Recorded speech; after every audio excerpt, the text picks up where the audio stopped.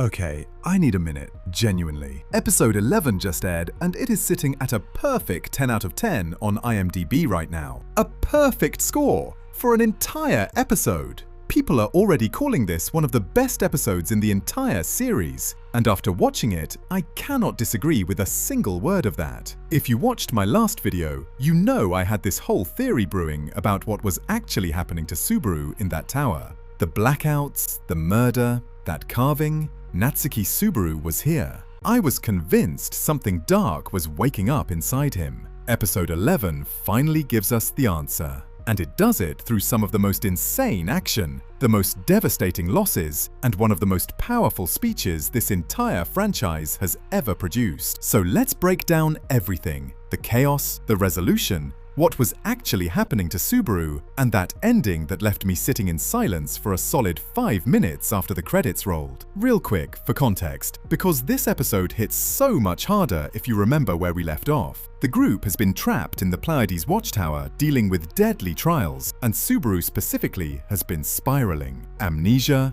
blackouts, gaps in his memory that keep getting worse. Then episode 10 dropped the bomb. During one of these blackouts, Subaru apparently strangled Meili, hid her body, and woke up to find his own name carved into his arm. Natsuki Subaru was here. The group's trust in him completely shattered. Episode 11 picks up immediately in the aftermath. Subaru is desperately searching for Meili's vanished body, while everyone around him is starting to wonder if the person standing in front of them is even really Subaru anymore. That's the powder keg we're walking into, and it goes off immediately. The first half of this episode is just pure, unfiltered pandemonium. I mean that in the best way possible. Ram confronts Subaru completely convinced he's not the real deal. And it doesn't stay a conversation, it explodes into Ram and Emilia actually fighting over him, which is exactly as intense as it sounds. Meanwhile, the tower itself is falling apart around everyone.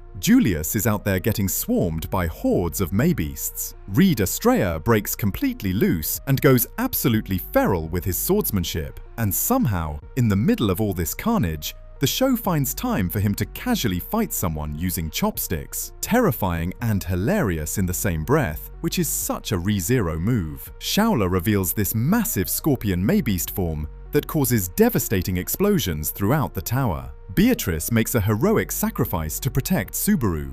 Anastasia gets her own emotional final moments. Alliances are fracturing in real time. Paranoia is at its absolute peak, and Subaru is at rock bottom, literally trapped in ice at one point, doubting whether he even exists as himself anymore. It is relentless. The pacing never lets up, and it's all building toward the moment everyone's been waiting for. So here's the question I think every single viewer has been asking since episode 10. What was actually going on with Subaru? Throughout this whole tower arc, Subaru's been losing memories and blacking out at increasingly alarming rates. And during episode 10's blackout specifically, he seemingly commits this violent act, killing Meili, and carves that phrase into his arm. We even learn it wasn't just one carving. In previous loops we never saw, entire rooms were covered with "Natsuki Subaru was here," over and over. Which honestly makes the whole thing even more unsettling than I originally thought.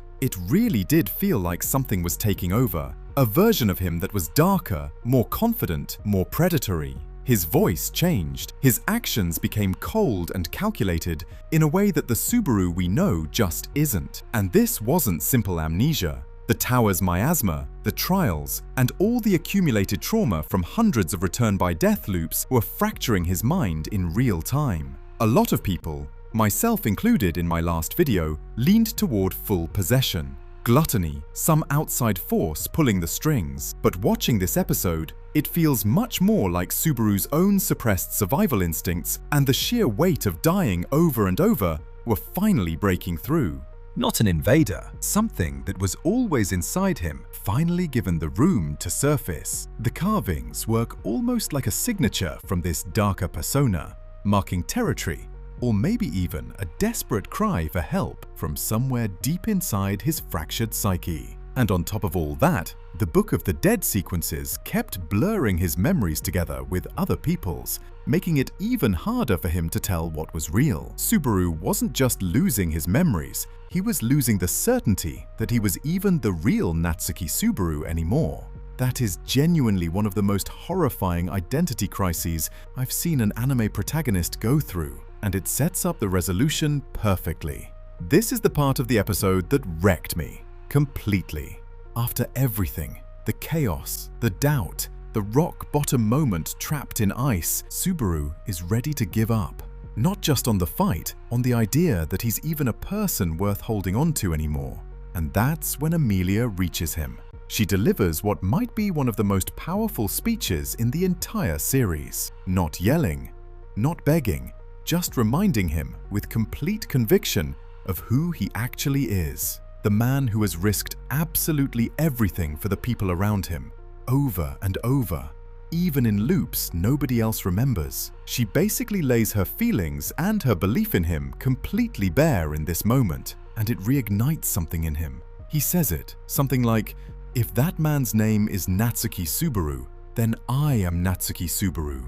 He reclaims his own identity, not through his own broken memories, but through the eyes of the people who love him. There's even this quiet, haunting moment where Satella's shadow appears, almost like she's reaching for him too, before Emilia pulls him fully back. It's not a full memory restoration, at least not yet, but it's something arguably more important: Subaru getting his willpower, his resolve, his sense of self back. And the way this is all executed, the animation, Yusuke Kobayashi's voice performance, which is honestly some of his best work in the entire show, the callback to Stay Alive, Regain, mixed with Season 1 music cues, it all comes together into this moment that's genuinely impossible to watch without feeling something. The "I'm back" declaration as the tower is literally collapsing around him is pure hope breaking through pure devastation. What I love most about this episode is how it ties together everything ReZero has always been about: identity, the hidden cost of suffering nobody else can see, trust, the idea of starting over from nothing and choosing again and again to keep going anyway. The blackouts and that darker side of Subaru show us exactly what infinite death and loneliness can carve out of a person. But Emilia's unwavering belief in him proves that connection and love are strong enough to pull someone back from that edge, even when that person doesn't fully believe it themselves. The loss arc as a whole has been absolutely brutal. Watching Subaru suffer episode after episode has not been easy, but episode 11 gives all of that meaning. It transforms the suffering into something earned, and it ends on this bittersweet, hopeful note right before the wait for the recapture arc, which I believe drops in August. Episode 11 is, without question, peak ReZero. Action, horror, heartbreak, and hope all crammed into one absolutely stacked episode. Watching Subaru go from a fractured, doubted monster to someone who reclaims his own resolve was genuinely one of the most satisfying arcs I've seen this show pull off. So tell me, what was your favorite part? And honestly, did this resolution satisfy you, or were you hoping for something different? Drop your thoughts in the comments. I read every single one. If you enjoyed this breakdown, smash that like button, subscribe, and turn on notifications, because I'll be back with recapture arc predictions